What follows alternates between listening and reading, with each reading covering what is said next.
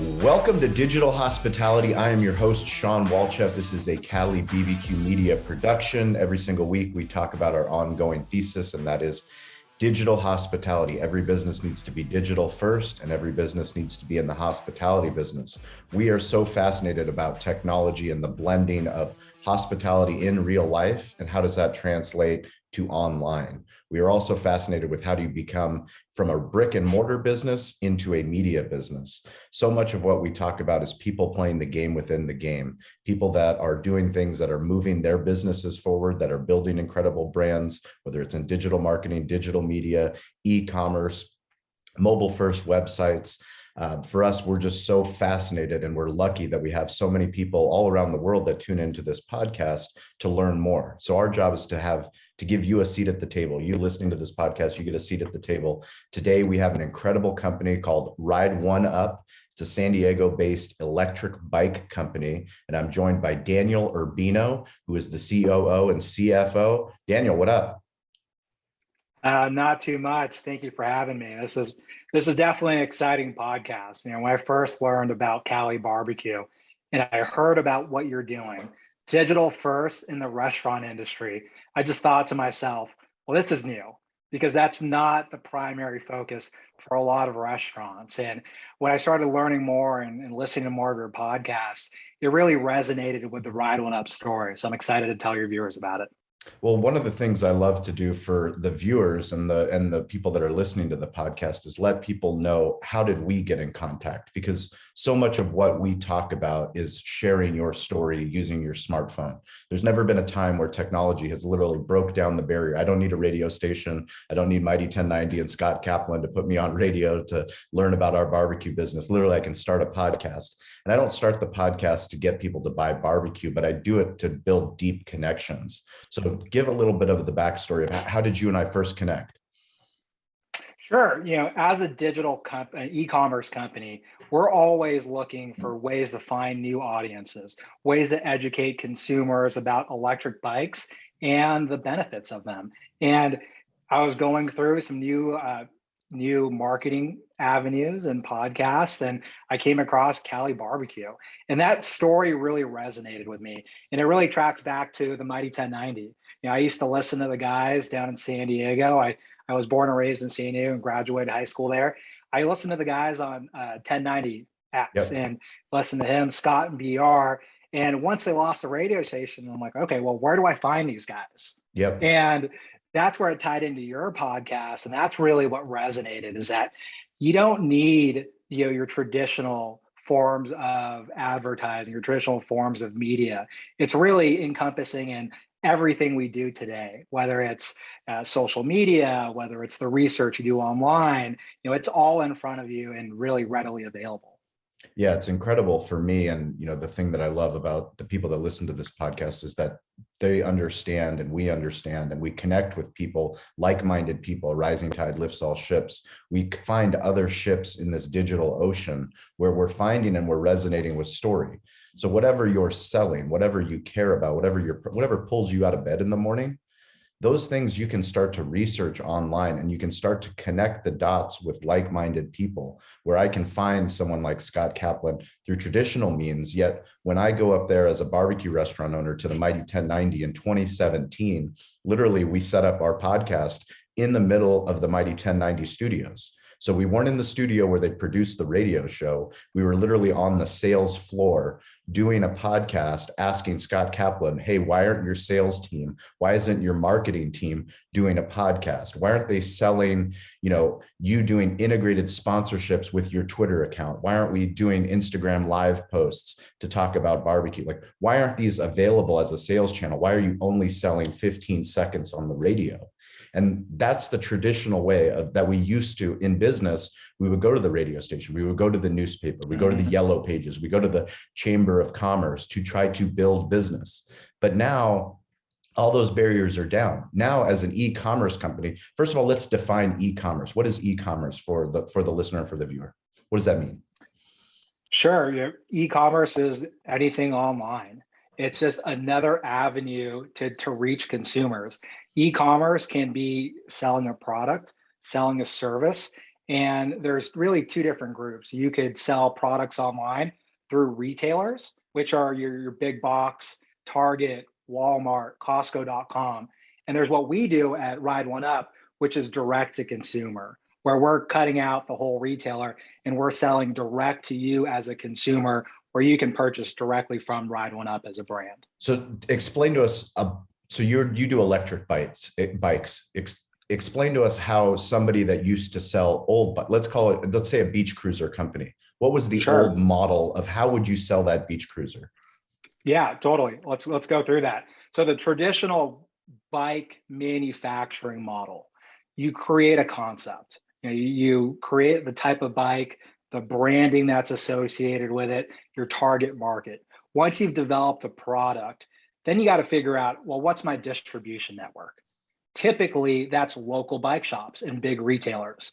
So you go out, you find local bike shops, you pitch your bike, and your business development is trying to get the bike shops to stock your products to sell to their customers. Yes. So by doing so, that's great. However, in order for you to get your bikes into these shops, you have to provide a wholesale discount that is large enough where the bike shop could actually make money on the sale. And that's after taking into account overhead, such as rent, employee salaries, sales and marketing, mechanics. And then when all that's paid, they need to make money as well. So when you're looking at your product, when you're creating a traditional bike and you're selling it in these distribution centers through bike shops, when you're creating a quality product, before you know it, with all of the overhead that you have to pay your distributors, a quality bike is really expensive. You're talking about a couple thousand for a quality bike. And as a result, the difficult thing is that a small portion of our population is able to afford and participate. You have such a high quality bike that costs thousands of dollars, you're already pricing out a lot of consumers in the market. So with the direct to consumer, if you don't mind if I kind of switch over to that model. Please, no, absolutely. It's great. Our business has always been founded on the concept of direct to consumer being an e-commerce brand. And what's that allowed us to do is we run a very lean organization. We're not staffing multiple shops. And as a result, we're able to reach more consumers outside of a specific geography. We're able to market to individuals across the US, internationally. And as a result, instead of passing along this dealer wholesale, we're providing our customers with a better product, better components, and really a higher quality at a fraction of the price that you would see in shop. So, I think those are the primary benefits of the direct-to-consumer approach. And it really ties into our identity as a brand. Well, I love it. And we'll put a link in the show notes. Stover does an incredible job. If we talk about anything, he'll reference what we talk about. But when this podcast was behind the smoke, back when we first started, we had Brian Smith, who is the founder of UGG, and UGG boots. They started in this traditional sheepskin boot where, it was Australian sheepskin, but he had to go literally in a van selling to all these local surf shops, so he had to go and get his boots into all of these different places. This is, back 30 years ago. This is before this direct to consumer where you could literally build a brand and then start shipping these boots directly to, the people that you want to sell them to. Now, UGG is obviously, multi-billion-dollar brand since he sold. But, to have him on the show to talk about all that hustle that he had to do back in the day, and then to think about the company that you guys can now build because of the internet, because of these, we can operate so much leaner, which ultimately allows you to give back to the customer. You can literally sell more bikes, and it's not even about selling bikes as it is about building a lifestyle. Can you guys talk about the lifestyle and the sustainability component of your brand? Absolutely. And I'll just start off with why the brand was founded. Our founder, Kevin Duggar, took two passions of his. One, product innovation and design. He was a bike mechanic at UC Davis, and he really learned like the ins and outs of bike mechanics, how to create sleek designs, how to refurbish bikes as a source of income. And then number two, the focus on sustainability. He comes from a Dutch background where in Europe, bikes are used as a mode of transportation first versus recreation. Yeah. And what's that allowed us to do as a business is that we're focusing on creating an e-bike that provides a great alternative to automobile transportation. For some individuals in certain geographies, this can really replace short mile trips for them and get them to from point A to point B as efficiently as possible. It makes running errands, it makes commuting easier. I was actually looking at the stat the other day that over 60% of car trips are less than 5 miles. And you think about all the waste that's consumed with that our bike is really solving that issue. We have zero emissions versus automobile transportation. And really that ties into what we're doing. This is how we differentiate ourselves from every single e-bike out there, is that we're transportation, bicycle first, e-bike second. So we're not recreating the wheel here. It's super interesting for me to see what has happened just with transportation here in San Diego. Obviously, we've seen what a lot of other cities have seen, which was the bird scooter coming in and then literally disappearing overnight, literally getting funneled where it was you saw it everywhere and then it was gone. But then you realize that here in San Diego, like you said, if most trips are less than 5 miles, I mean, I think just here in Eastlake where I live, we're 1-2 miles away from all the shopping centers. If I had an electric bike, it would be a different form of communication. It would be, a different form of transportation that actually I might consider using. How big is this e-bike market? Oh, it's massive. I think for us globally speaking, we're talking about 40 billion plus in the next few years.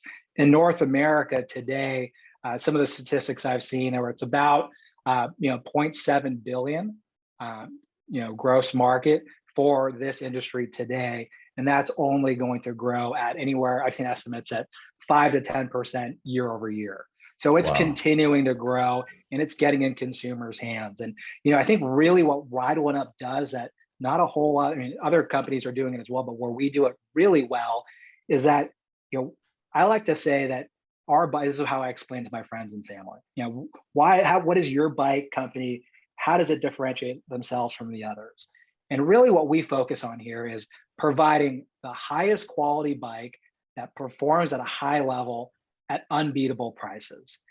I look at Ride1Up as the e-bike for the masses, where we take price as a barrier of entry and we remove that for you. We allow consumers to enter the market at a price point that's affordable. And we know what we do well, and we don't try to compete with the Specialized and the Treks of the world, where your entry price point is $4,000 to $5,000, and their high end is about $15,000. And it kind of ties back to that traditional bike model, the local bike shop model, compared to what we're doing. At that price point, you're already taking out a significant majority of the population. Whereas we really focus on sleek, efficient designs that really get the job done and get you from point A to point B as efficiently as possible, as comfortably as possible. And at the same time, our bikes look great. They're sleek. You don't see these huge battery add-ons and things like that. We really focus on an integrated battery approach, which really kind of resonates with the idea of like bike first. So I have a random question that I'm fascinated with is what has Ride1Up learned from Peloton? That's great. That one thing that I really, when I look at the two companies, is that there's a lot of similarities where you don't just have to be a hardware company. There isn't just the bike component. As social media has really grown in popularity and it's really become a part of our everyday life, there's a really cool community aspect associated with our brand. We have lots of customers that share experiences online through forums, Facebook groups, all of these different areas where they're happy and proud of their purchase. They want to share with other consumers and other Ride1Up owners like cool trails, cool rides, the amount of miles. I think one of my favorite pictures to see online when people take a close-up of their odometer. Once they've hit 1,000 miles, once they've hit 2,000 miles. I think I saw one the other day where someone cracked 8,000 miles on their e-bike. Amazing. And we've only been around since 2018, which is incredible. This individual has to commute, a few miles every day and using their bike heavily. So sharing that is a really cool sense of community. And that's really what we're trying to build here. So can you give us an idea of the scope of how many bikes you're selling or what sales are, or how many employees you have? Give us an idea of the mighty giant that is Ride1Up. Yeah, no, well, we're definitely a growing company. We're by no means the leader of the industry, but we're growing and we're scaling quickly. Last year we sold thousands of bikes, and through this year we're looking to grow at a rate of over 100% year over year, with incredible plans to continue scaling at these rates. And what's great about this is the whole e-commerce direct-to-consumer model. There is no way we could have done this with a traditional brick and mortar approach. Looking at what we did in 2020, if you were to look at what an average bike shop, how many bikes they sell on a daily basis. What kind of volume does an average bike shop do? It depends. All bike shops vary, but small bike shops are probably more common in the traditional industry. And you're talking about anywhere from 50 to 100 bikes per month.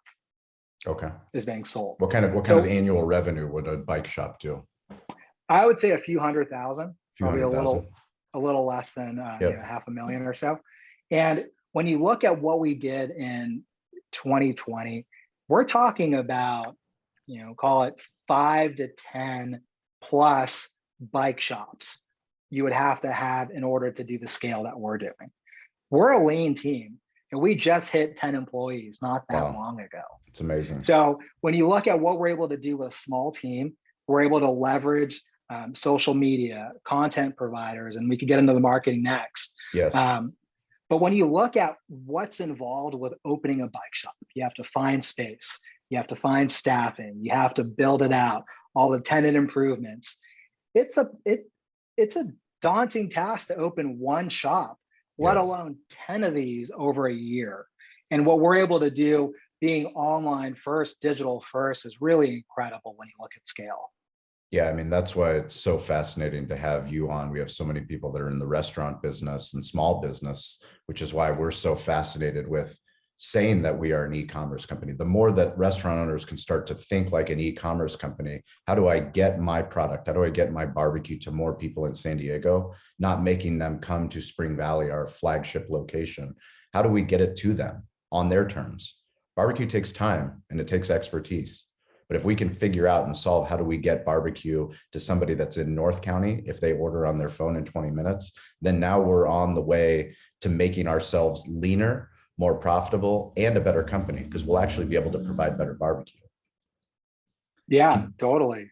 Can you talk to us about your marketing strategy? Because you and I had a conversation offline about it, and I'm super impressed with what you guys have been able to do.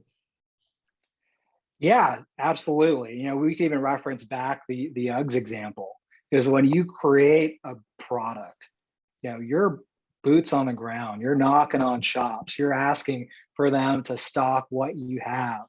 Whereas being a digital company, e-commerce first, we looked at what's the best way to reach the audiences.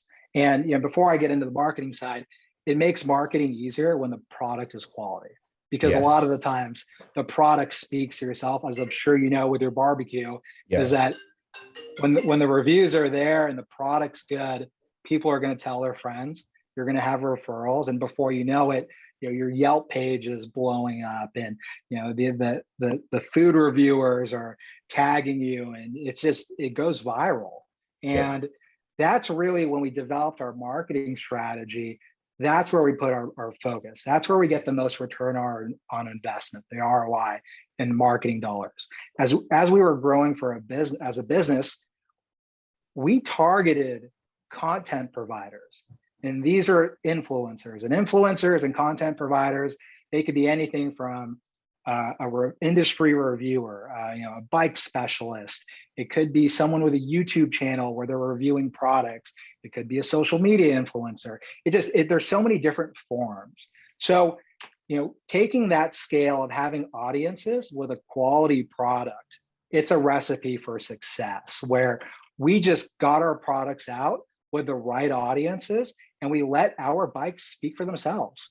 These individuals did unbiased. They actually rode our bikes. They checked out the components. They published their own content, and before you know it, it turned into one YouTube review into tens of YouTube reviews, and we have probably over a few hundred different influencer channels where people are marketing our products, and these don't have to be individuals with $1 million followings. Yeah. We give all of our consumers the ability to market our products.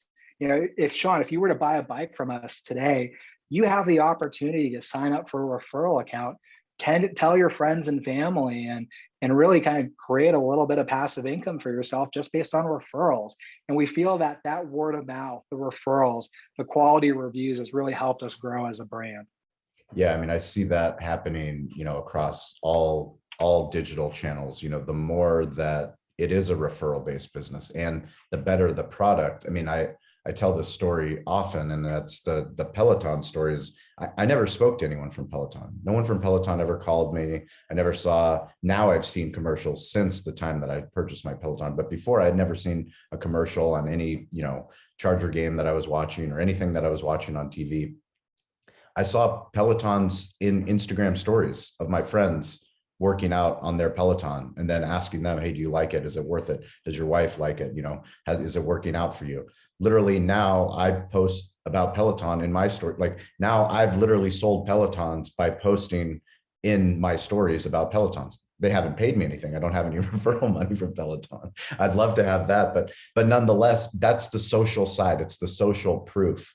Social selling is what we're talking about, where you're tapping into networks, everybody is an influencer. Everyone has influence. You don't have to have 1 million followers on YouTube. You have people in your circle, but the more that you share your story online, the more that you can impact other people in other ways.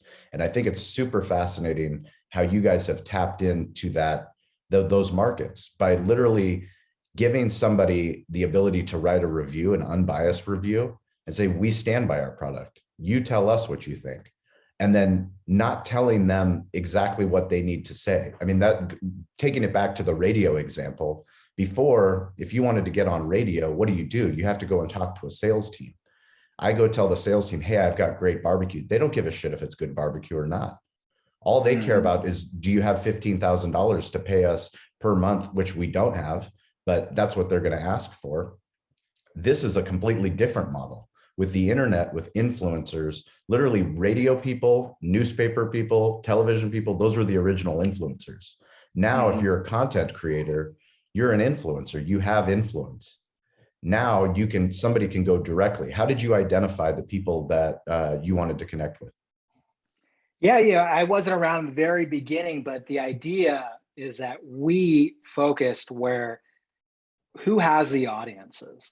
And when we reviewed, we looked at Electric, Clean Technica, Cycling Weekly, Forbes.com, and they weren't easy tasks by any means. It required a lot of follow-up. But once we got our products in front of these individuals, their audiences were very interested because we were providing a product where we were focusing on quality and price first. We weren't that high-end Trek or Specialized. We were the e-bike for the masses. And once we started learning about different audiences, and we kind of look at the consumer behavior around certain influencers and content providers, they have a certain form and a certain medium. And then it's just continuing to find other similar like-minded content providers. And, it's only been growing year after year. That's super exciting. What are your guys' plans for this upcoming year? Yeah, we got a lot of really cool things in the hopper, actually. How many how many bikes do you guys sell? How many different models? So today we have 6 models that we currently sell. And within each model, we have variations on crossbars and step throughs and different colors. But we have 6 primary SKUs, and we're looking to launch another 2 in the next, let's call it, 1 to 2 quarters. That's exciting. And where's the manufacturing getting done? So we do all of our design in California. So our California domestic US-based team, we do all the engineering, design, the component selection, and everything is manufactured overseas, along with 99% of the other bike companies out there. And how long does it take to get from ideation to product? Yeah, that's a great question. I think if you were to ask me that question a year ago, it's completely changed. I think just looking at what we're dealing with on a global supply chain perspective, what used to be from product ordering, this is after the design and concept's been done, from ordering a product to delivery in a 3PL, a third-party logistics warehouse in the United States, you're talking about a 3 to 4 month period. Today, with all of the component shortfalls and the lack of supply, we're looking at placing orders 9 to 12 months ahead of delivery, which makes it extremely difficult. However, it really kind of it over accentuates the need for a quality brand, a brand that not only produces a great product, but a brand that stands behind the consumer, whether it's customer support, whether it's post-transaction support, because anyone could go online, find a cheap e-bike and order it and have it shipped to their door. Anyone can do that. But if you're expecting someone to help you out after with assembly, or should something go wrong, you're going to be out of luck. You're not going to have that team. And our entire US-based support team is really here to help the consumer learn about the product, find what's right for them, and then everything after the post-transaction. So basically everything after they check out. Yeah, one of the things I'm fascinated with is obviously content, which is why we put out so much content, but talking to other companies to see what are they doing. And what I did notice in one of the reviews that you have on Forbes, he mentions in his review how helpful it was that you guys had a YouTube page to explain a component, an LCD component of the bike, and how he was able to adjust the settings. And I went to your YouTube channel, and you've got all these incredible instructional videos, which it seems like table stakes in 2021 that every brand would have content available for the products that they're selling. But there are huge brands. I'm talking about IPO brands, Fortune 500 brands, that literally you go on YouTube and you find other influencers that are making the videos. They don't have their own brand channel taking care of literally frequently asked questions, frequently searched questions about their own products and services. They think that the stupid manual book that they include that nobody ever reads is how people are searching. People don't use that. What do? They go to the internet. They go to Google and they ask, how do I do this? How do I fix this? Why is it so important for you guys to create that content, to build that channel? Absolutely. That is a very key point, and one of the main reasons why we're able to operate as a business. Because by creating the content, creating the what we call our online support library, if you go to our support page, you can type in any question. And if we don't have an article, we'll hear that we don't have an article, and we'll create an article around answering that question. That's only the online print side. That's not even talking about the assembly videos and everything else. And by doing so, we're able to support thousands of customers that have questions with a lean team. Mm-hmm. If we didn't have that support library, our call center would probably have to be 25 employees. We'd have to have people on the phones answering day in, day out, explaining things that many people could read online and figure it out themselves. And that's not saying that we do everything online. You know, if you have questions and they're not explainable as part of our support library, you know, we take all inbound requests, whether it's email, call center. We'll take the inquiries in and we'll address them as needed. And a lot of the times we solve a lot of these issues by pointing customers to the right article that applies to their specific scenario. Yeah, I love that. It's so funny because we did some work with a local company called American Factory Wheels. We had Josh on actually on the podcast, and one of the things that we were helping him with his mobile first website was literally the frequently asked questions. By turning frequently asked questions not just from written text but also into content, where now he's literally set him apart from the entire industry. He's in the rim industry, entire industry. Literally no one else has this content, which is now available through search engine optimization through Google. So it's like, it becomes such a powerful tool no matter what business you're in once you start to get into the storytelling business. That's the crazy thing, is so many businesses have been telling their stories in real life. They just haven't translated it to all these different platforms, which is where people are searching. What you guys are doing is super exciting. The fact that you're there helping boots on the ground to get, you know, the scalability of what you're trying to accomplish, it is inspiring. It's very inspiring the more that I've learned about what you guys are doing. Do you have any mentors in your life? Yes, I do. You know, I actually, surprisingly, I don't come from the bike industry. So the bike industry is definitely new to me. And, you know, what's great about this is my background is in e-commerce.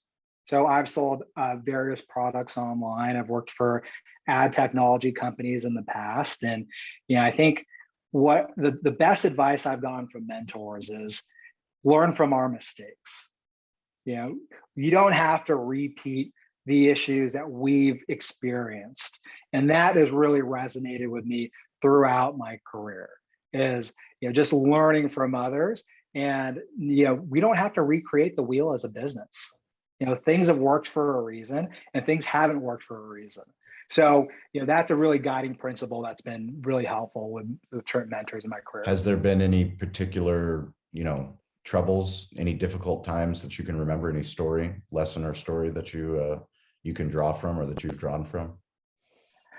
From a business perspective, I think really, or personal. Or personal. You know, Yeah. I think that the tough thing is that nothing's guaranteed in life. You know, I think you have to see every project, every objective, every single thing you're launching. It's important to see it from start to finish. It doesn't matter what happens or how sure something looks, things always happen. So what's helped me as an individual, both in my personal life and professionally, is plan for the worst. You know, you can have a plan be executed perfectly, but that doesn't mean you can't have plan A, B, C, and D, because things happen. When I graduated college, I was right around, you know, 2018 or 2008, where, you know, the whole financial crisis and the whole economy collapsed. So I've seen it myself, where I've experienced it firsthand, where I thought things were going great, right about to graduate college and start my new job and really kind of start my life. And, you know, there weren't any jobs. So, you know, I think nothing surprises me today in my personal life and in my business life as well. That's awesome. One of the things that we do is every Friday, we have the guest on. Once your podcast does come out, we have the guest on our Clubhouse app. We have a room called Digital Hospitality, and we get to dive deeper with our audience. Anybody that's listening to this, hopefully you guys are on the Clubhouse app. I know a lot of you have been joining our Friday sessions, 10 a.m. Pacific Standard Time. But Daniel, hopefully you can join us once your episode is released. We'd love to have you on to talk more about electric bikes, e-commerce, and kind of the cool thing that you guys are building here in San Diego. Are you guys shipping globally, or how many countries do you ship to? So today we primarily focus on North America, you know, Got just it. with the amount of consumers we have. However, that doesn't mean we're turning down international customers. Mm-hmm. We just link them up with a third-party freight forwarder that takes the product from our warehouse, and then they're the importer in those scenarios. We get a pretty high demand of international requests because bikes are a global industry. Oh yeah. E-bikes, it's crazy. That 48 billion e-bike industry number I threw out, that's globally. Wow. Where the US makes up such a small part. Europe, Asia, there's just so much, they're so far advanced. And granted, they do have the infrastructure to make things easier for bicycle transportation, but there's such a global economy. It's really incredible. Absolutely love that. So where's the best place for people to get in touch with you guys? Yeah, so our website, Ride1Up, it's RIDE numerical 1 UP.com. We're on all the social media platforms, Facebook, Instagram, Twitter, and really TikTok. We're on TikTok. We're just starting TikTok. All right, there we go. Now we're talking. That's a new channel. That's a new channel for us. But at this point, what I always like to tell people, whether it's partners or employees, whenever anyone comes up with an idea to me, the answer is it's never a yes or no. It's have we tested it? So, can we do something? If we create a plan, we create some metrics around how do we deem success? I'm open to test many things. And it kind of shows what we're doing today, doing the podcast, doing the radio. It's not really traditional to the e-bike industry, but it's worth exploring. And you can find audiences through so many different ways. For sure. Well, Daniel, we are grateful for your time. Thank you very much. We look forward to having you on Clubhouse once the episode is released. If you guys listening need to get in touch with me, I'm always available at Sean P. Walchef on Instagram, on TikTok, on LinkedIn. Be sure to follow us on all the platforms. Reach out anytime. Daniel, thank you for your time. I love the Magic Johnson jersey in the background. Super dope. Appreciate that. And stay curious, get involved. Don't be afraid to ask for help. We'll see you guys next week.